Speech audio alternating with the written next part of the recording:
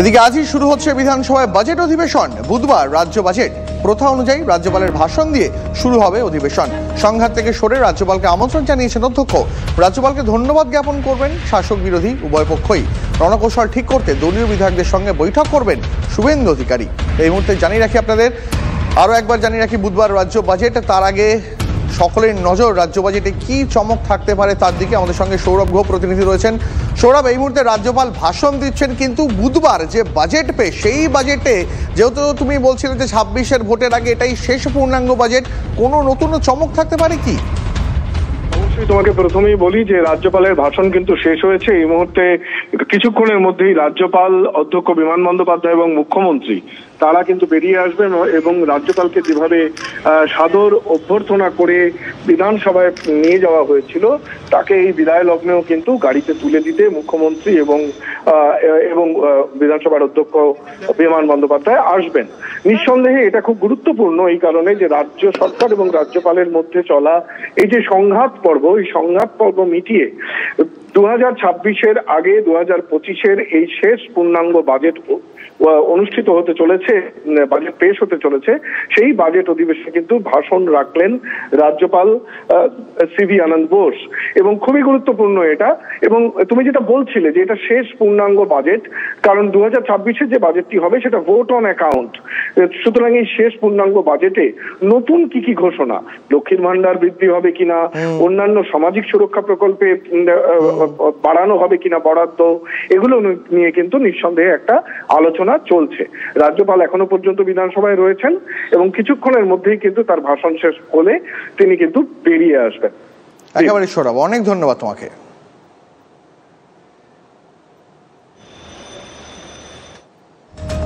এই মুহূর্তে আরো একটা বড় খবর জানাবো আপনাদের। বাজেট অধিবেশনের শুরুতেই মুখোমুখি মমতা বন্দ্যোপাধ্যায় এবং শুভেন্দু অধিকারী। রাজ্যপালকে স্বাগত জানাতে যাবেন কিনা শুভেন্দু অধিকারীর কাছে জানতে চান মুখ্যমন্ত্রী। যাবেন না জানিয়ে দেন বিরোধী দলনেতা শুভেন্দু অধিকারী।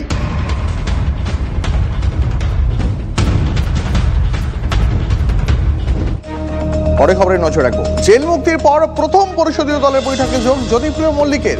তার ভূয়সী প্রশংসা করলেন মমতা বন্দ্যোপাধ্যায়। বললেন বালুকে অন্যায়ভাবে জেলে ঢোকানো হয়েছিল, প্রমাণ করতে পারেনি। জ্যোতিপ্রিয় প্রশংসায় পঞ্চমুখ মমতা। তবে এর পাশাপাশি মদন মিত্রকে ভর্ৎসনা করেন তৃণমূল সুপ্রিমো।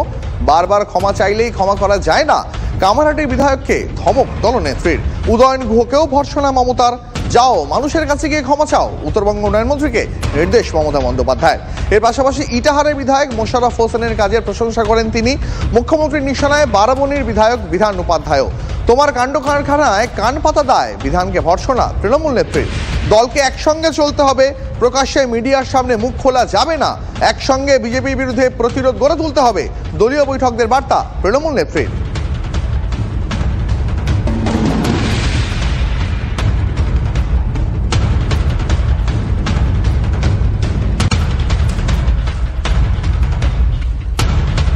মদন মিত্রের কোন মন্তব্যের জন্য তৃণমূল নেত্রী রোষানলে পড়তে হলো তাকে, আরো একবার মনে করিয়ে দিই আপনাদের, শুনুন।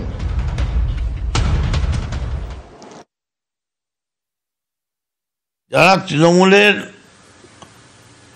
গোদা গোদা নেতা, এরকম অনেক লোক তারা টাকা দিয়েছে তারা পদ পাওয়ার জন্য। আমি একটা তো এর সঙ্গে মমতা ব্যানার্জির কোনো যোগাযোগ নেই। ঠিক, আমি মমতা ব্যানার্জিকে সম্পূর্ণ অন্ধকারে রেখে কাজ করা হয়েছে। প্যাকওয়ালাদের এই প্যাক আপ মানে যে মাল গোটাও প্যাক আপ, এটা আমরা বুঝতে পারিনি। মাল গোটাও প্যাক আপ মানে মাল তোলো, ব্যাগ ভরো, প্যাক আপ করো। মমতা বন্দ্যোপাধ্যায়ের কোনো দুর্নীতি, কোনো দুর্নাম ছিল না। যেটুকুন মমতা বন্দ্যোপাধ্যায়ের গায়ে কালি লেগেছে সেটুকুন এই প্যাকওয়ালাদের জন্যে। আর এই প্যাকওয়ালাদের জন্যেই বাংলার বাইরে থেকে কিছু গুজরাটি, কিছু মারোয়ারি, কিছু তোমার দিল্লি, তোমার কিছু অন্যান্য স্টেট, সাউথ ইন্ডিয়া, এইসব জায়গা থেকে সুযোগ সন্ধানী একদল এলো। সংগঠনে আমি শেষ কথা বলবো, পরিষদীয় দলের বৈঠকে আরো একবার মনে করালেন মমতা। বিধানসভা ভোটের প্রস্তুতির নির্দেশ তৃণমূল নেত্রীর। 2/3 আসন জিতে ক্ষমতায় আসবে তৃণমূল কংগ্রেস, এমনটাই দাবি মমতা বন্দ্যোপাধ্যায়। বুথ স্তরে কাজে জোর দেওয়ার নির্দেশ। মমতা বন্দ্যোপাধ্যায় আজ পরিষদীয় দলের বৈঠকে আরো একবার মনে করালেন সংগঠনে তিনিই শেষ কথা বলবেন। এর পাশাপাশি বিধানসভা ভোটের প্রস্তুতিও শুরু করে দিলেন তৃণমূল নেত্রী। বললেন বুথ স্তরে কাজ করতে হবে, 2/3 আসন নিয়ে ক্ষমতায় আসবে তৃণমূল কংগ্রেসই, দাবি মমতা বন্দ্যোপাধ্যায়।